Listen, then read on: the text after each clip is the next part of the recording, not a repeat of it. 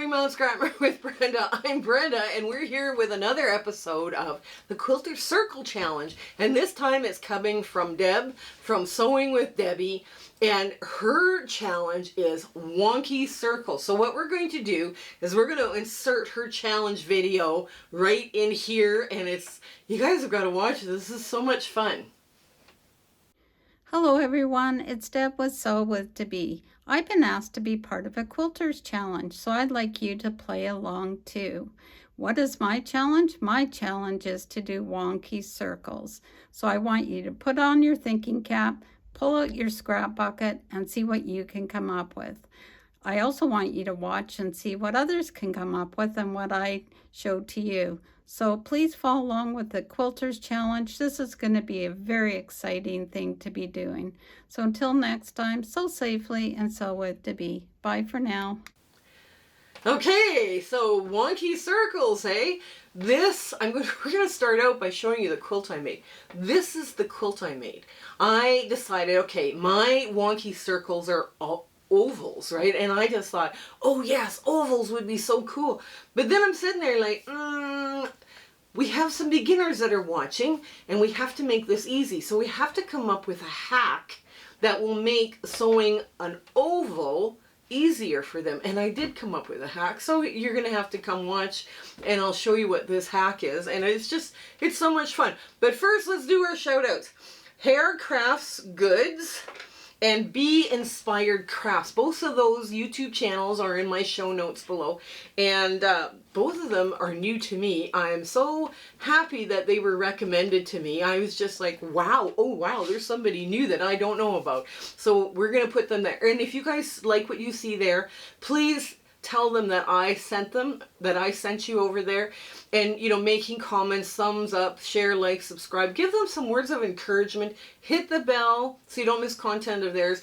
Now if you really want to help us out too, hit that hype on your cell phone. You only allow so many hypes on a week on your cell phone, but that would really help us out because it changes our analytics and it helps move our videos forward so other quilters can find us.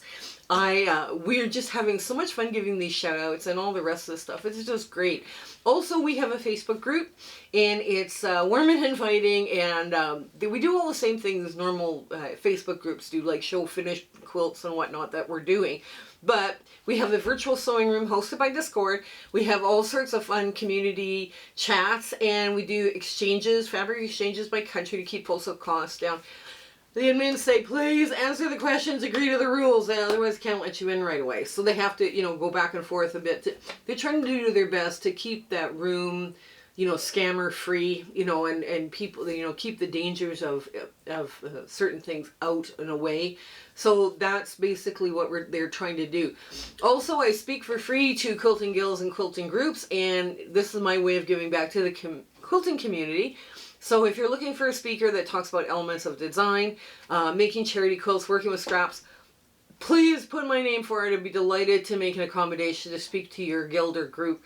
You can reach me through the About tab or through the Facebook group. I'm good either way. Also, if you guys have more shout outs, because wow, I was so impressed with these shout outs when I went and looked, and I was like, I'm not even subscribed to them. Oh my goodness.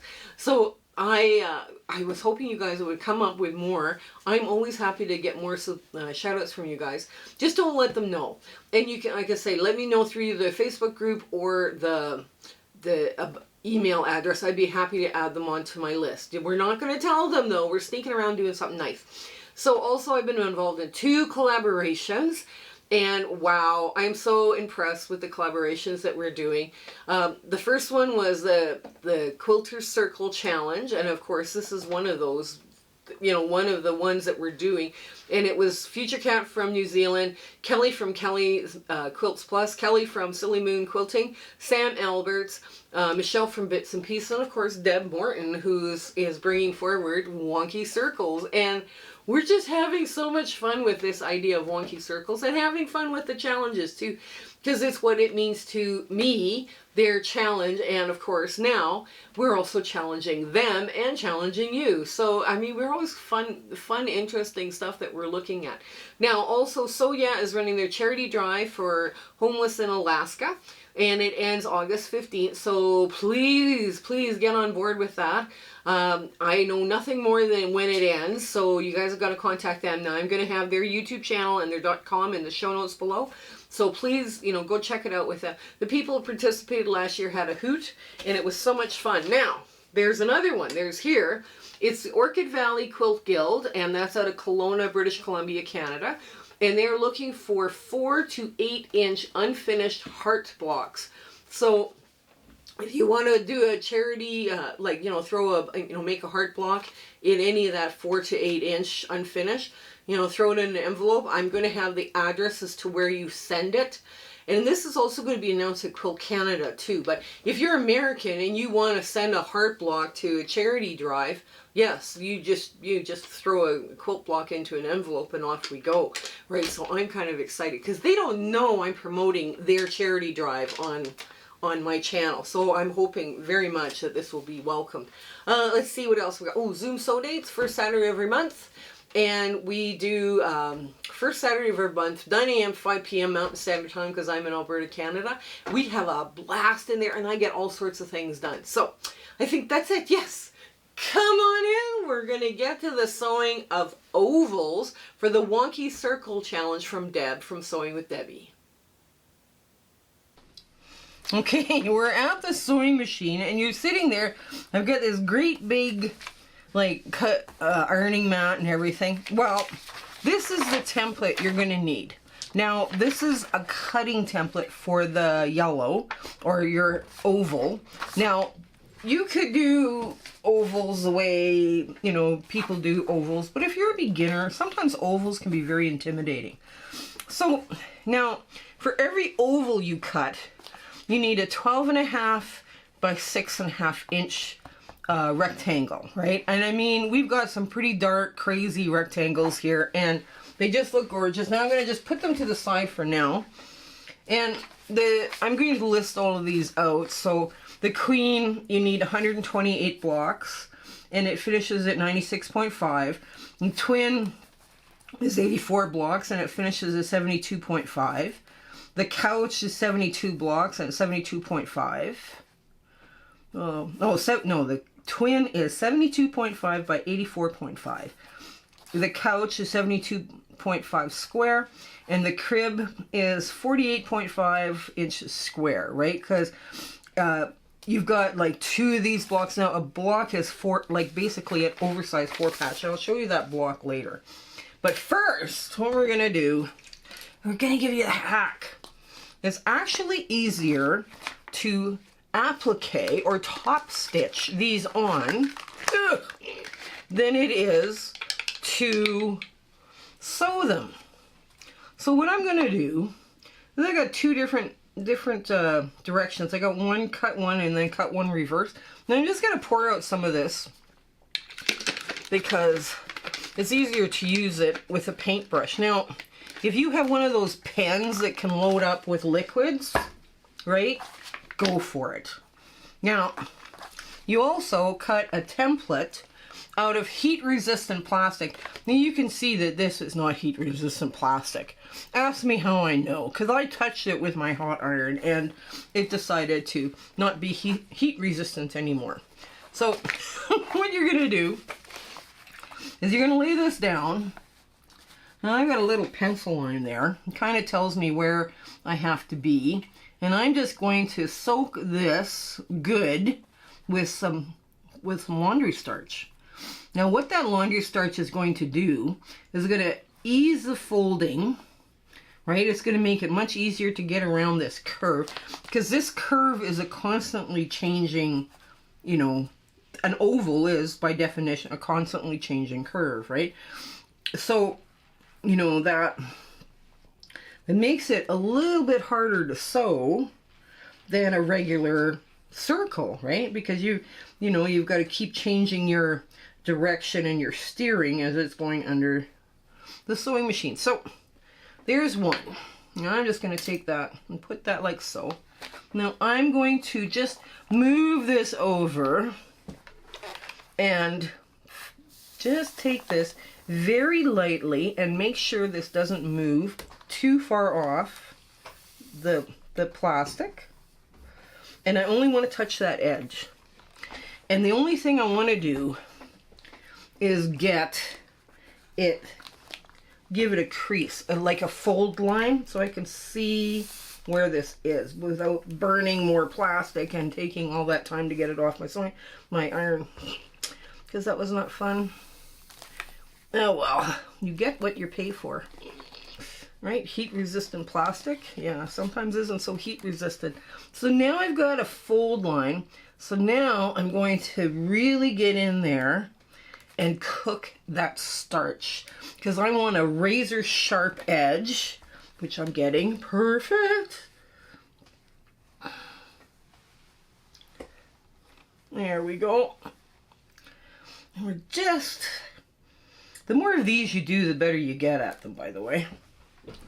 And I've left a really healthy 1/4 inch there, by the way. So, I just kind of gave it a rough cut. Yes, I have. Now I flip it over and I press from, and I mean press, don't iron, because all of this edge is on a bias now. And you lift it up and you plop it down, and you kind of, 1 Mississippi, 2 Mississippi, you want to make sure it's really well cooked. Okay. So what do? I take one of my blocks, and I just want to measure this again, just to make sure I haven't done something really dumb. Yes, it's the same size as the template. Okay, good enough. And now I want to line this up on this block here, right on the corner, right? So what I do now, just to make it stay, is I put in some pins. Yes, Brenda is actually using pins. She knows how. I don't very often pin, but I thought this actually was faster. Once I got all that edging, that razor sharp edge done, this part took me less than a day to sew. Like, we're talking like 4 hours of sewing. It took me less than a day to do all the rest of the quilt once I got this done. So let's do the other side, because the other side now is flip the reverse. So this is your template for both, and we want to line it up the best we can, and it looks a little modern looking. Now I tried different layouts, and I decided to go with the oval layout, because when I tried to do something elongated and all the rest of the stuff, it looked like the CBC logo had gotten stretched out. Now, if you're Canadian, you got that joke and you're laughing. If you're not Canadian, you're probably going, what does the CBC logo look like, and what is it? The CBC is Canadian Broadcasting Corporation, and they have a logo that looks very much like they have quarter square circles. So it looks like, yeah, the CBC logo got stretched out. That's what it looked like. And I thought, no, I can't do that. That's probably trademarked or something. Who knows? Okay, so what am I going to do? I'm just going to line this up and get... Ooh. Do you hear the sizzle? No, maybe not. I'm going to get that fold in. I'm just going to push that over with my finger. Make sure everything else is lined up. This is how I got into trouble. Now, if I could find a clove iron, this would probably be safer, but I wanted to prove to you that it can be done with a regular iron. Okay, so now we got a fold line. Just going to push it into place and cook it. Now, if I really wanted to cook it, I would have foil with the shiny side up, foil with the shiny side down, right? Because then you get really precise creasing. But this will do. This will do for now. There. Give it a flip. It looks good. I just love this Ruby Star Society fabric. I just thought it was so much fun. Okay, now we want to make sure it's around about the same size. Yes, it is. It's pretty close, so we've done our job correctly. So we get this all lined up. And now we line it up the other way. Okay, now we get some pins. Where do the pins go?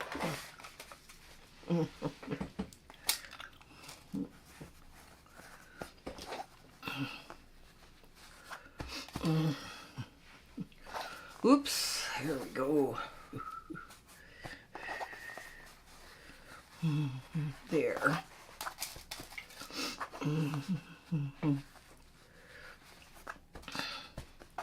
And then I just put 4 pins in. I figured that was enough to hold it in place and hold it steady.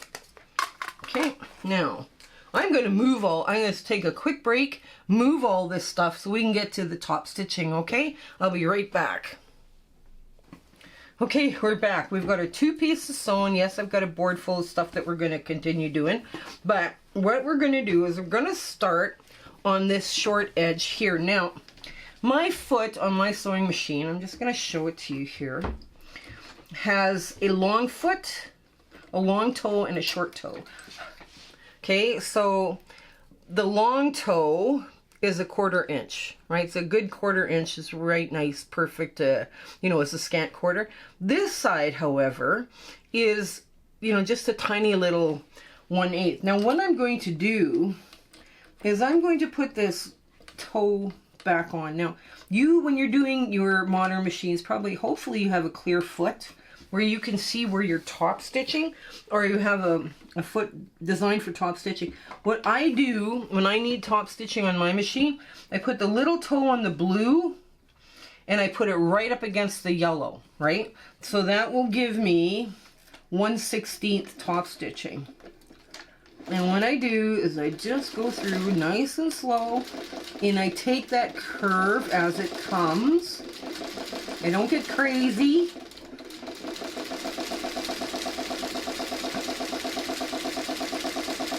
And you just work through keeping that little toe close to the yellow where you're top stitching.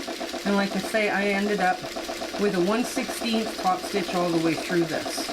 So you do you the way you need to do you, right? I mean, your machine is going to act differently. Now, this one goes the other way, so I'm going to put, again, the little toe is right up against the yellow, but on the blue. And I'm just going to get that off because it's causing some weight and drag. There we go. Get rid of the little... All right.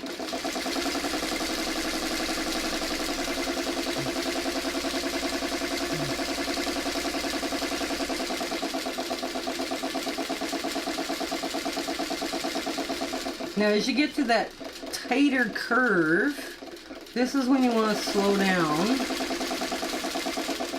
right? Because that's going to work the best. Okay, let's get this off. There we go. Now, before we do anything to this, what we're going to do is take the world's smallest scissors, because I forgot my fabric shears. Yay. And we're flipping it over. We are going to cut away this blue, and we're going to leave a good healthy 1/4 inch. We're not going to get too crazy with a 1/4 inch. We're just going to leave a healthy 1/4 inch.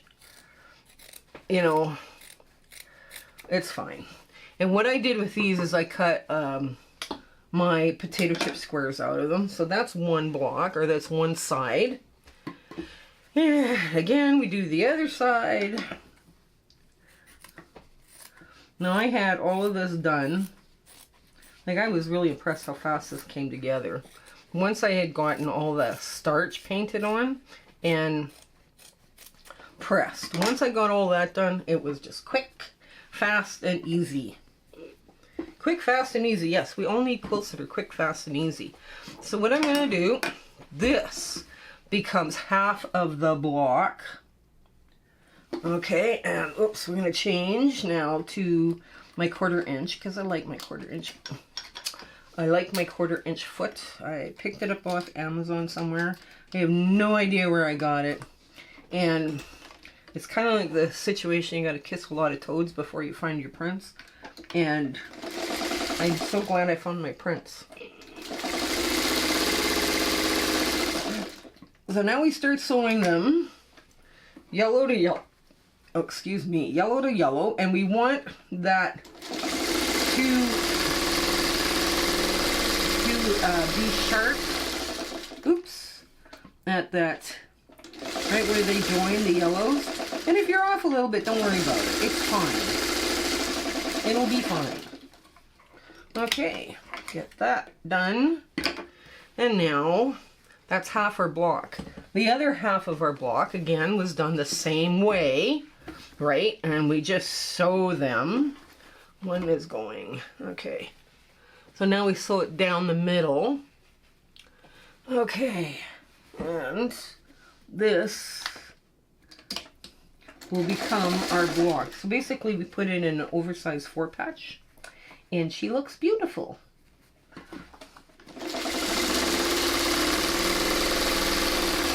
Here we go. Making sure we get a nice nest where all 4 yellows meet. And there.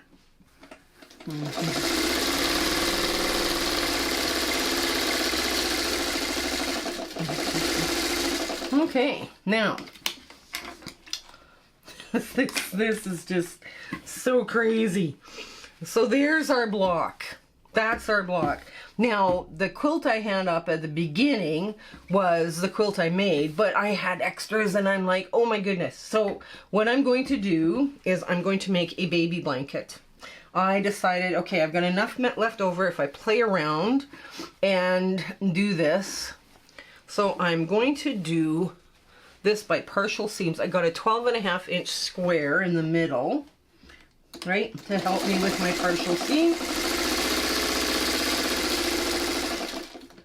And the back stitch.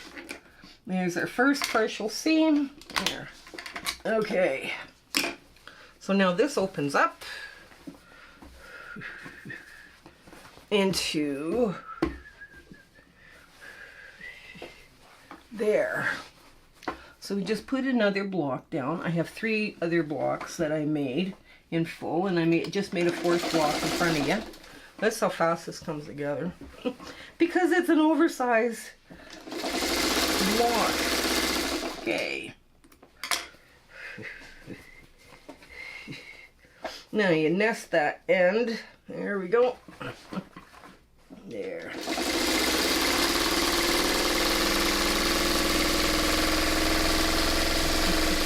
We're going to make just a cute, fun baby quilt. Just a little one. And the only thing we have to match is that one seam here in the middle with our seam. There, there we go.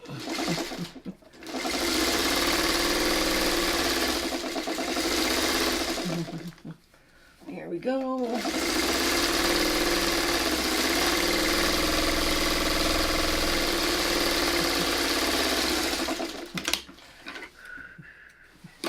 Okay, next up.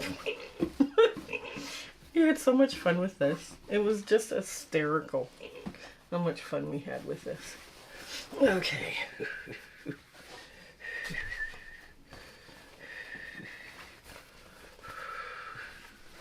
Okay, there we go. And then we get the spots, the polka dots on the spots.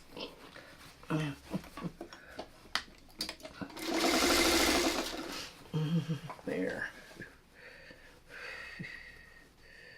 There we go. Just like that.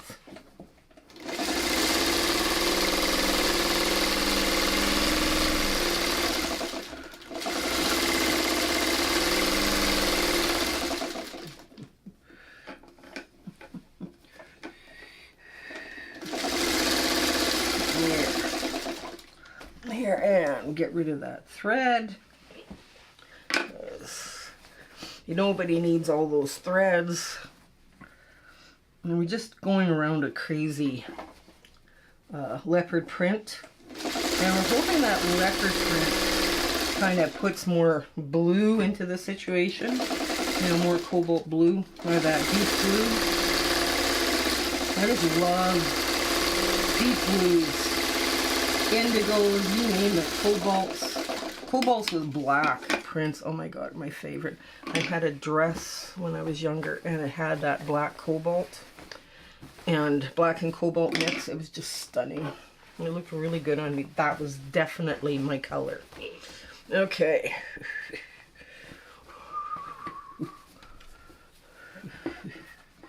Okay, there we go. Yeah.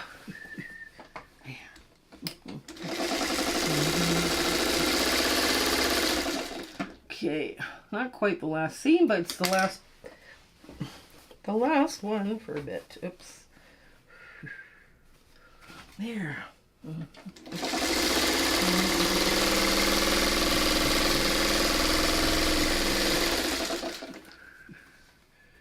There we go.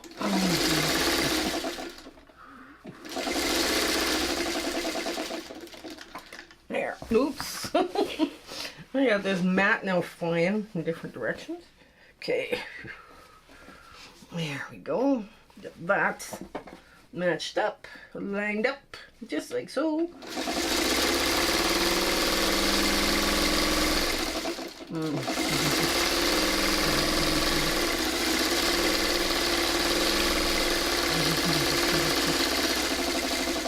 Now, I don't know if you saw this, but I have a really short seam where it's like less than a 1/4 of an inch by quite a bit.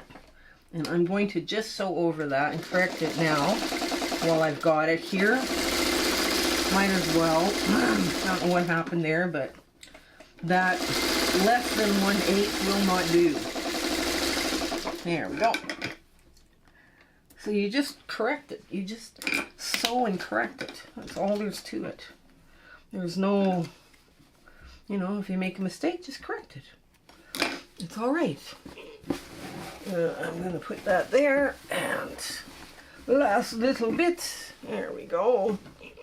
There we go.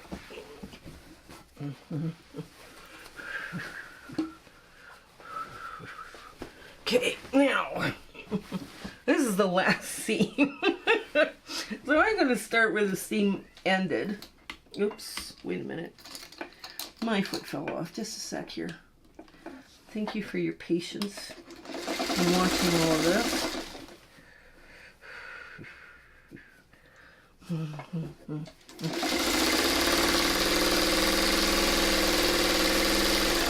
So in order to make a baby quilt, I took 4 squares and then a 12.5, 4 of these blocks, these blocks here, and a 12.5 inch piece of cobalt blue to kind of go with what we were working with here with all the different blues. And yeah, we decided, okay, this is what we're going to do. And yeah, okay.